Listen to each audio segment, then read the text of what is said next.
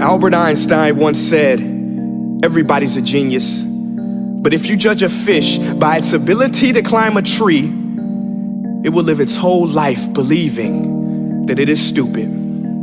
Ladies and gentlemen of the jury, today on trial we have modern day schooling. Glad you could come. Not only does he make fish climb trees, but also makes them climb down and do a 10-mile run. Tell me, school, are you proud of the things you've done?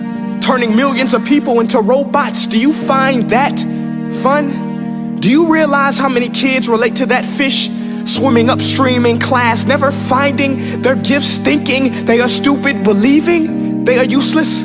Well, the time has come, no more excuses. I call school to the stand and accuse him of killing creativity, individuality, and being intellectually abusive. He's an ancient institution that has outlived his usage. So, Your Honor, this concludes my opening statement, and if I may present the evidence of my case, I will prove it. Proceed. Exhibit A. Here's a modern day phone. Recognize it? Here's a phone from 150 years ago. Big difference, right? Stay with me. Here's a car from today, and here's a car from 150 years ago. Big difference, right? Well, get this. Here's a classroom of today, and here's a class we used 150 years ago. Now, ain't that a shame? In literally more than a century, nothing has changed. Yet you claim to prepare students for the future? But with evidence like that, I must ask, do you prepare students for the future or the past? I did a background check on you and let the record show that you were made to train people to work in factories, which explains why you put students in straight rows, nice and neat, tell them sit still, raise your hand if you want to speak, give them a short break to eat, and for 8 hours a day, tell them what to think. Oh, and make them compete to get an A letter which determines product quality, hence grade A of meat. I get it. Back then, times were different. We all have a past. I myself am no Gandhi. But today, we don't need to make robots zombies. The world has progressed. And now we need people who think creatively, innovatively, critically, independently, with the ability to connect. See, every scientist will tell you that no two brains are the same. And every parent with 2 or more children will confirm that claim. So please explain why you treat students like cookie cutter frames or snapback hats, giving them this one-size-fits-all crap. Watch your language. Sorry, Your Honor, but if a doctor prescribed the exact same medicine to all of his patients, the results will be tragic. So many people would get sick, yet when it comes to school, this is exactly what happens, this educational malpractice, where one teacher stands in front of 20 kids, each one having different strengths, different needs, different gifts, different dreams, and you teach the same thing the same way? That's horrific.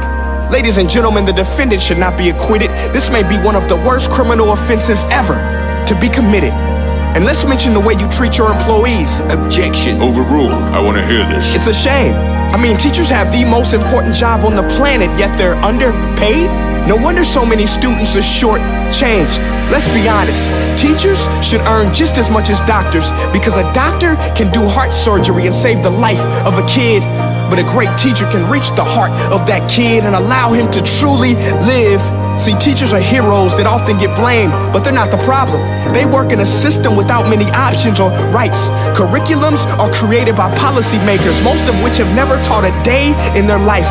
Just obsessed with standardized tests. They think bubbling in a multiple choice question will determine success. That's outlandish. In fact, these tests are too cruel to be used and should be abandoned, but don't take my word for it. Take Frederick J. Kelly, the man who invented standardized testing, who said, and I quote, "These tests are too cruel to be used and should be abandoned." Ladies and gentlemen of the jury, if we continue down this road, the results will be lethal. I don't have much faith in school, but I do have faith in people. And if we can customize healthcare, cars, and Facebook pages, then it is our duty to do the same for education, to upgrade it, change it, do away with school spirit, because that's useless.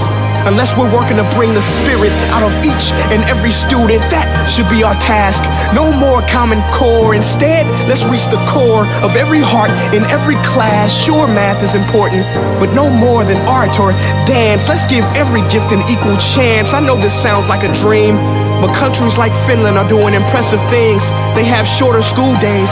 Teachers make a decent wage. Homework is non-existent, and they focus on collaboration instead of competition. But here's the kicker, boys and girls. Their educational system outperforms every other country in the world.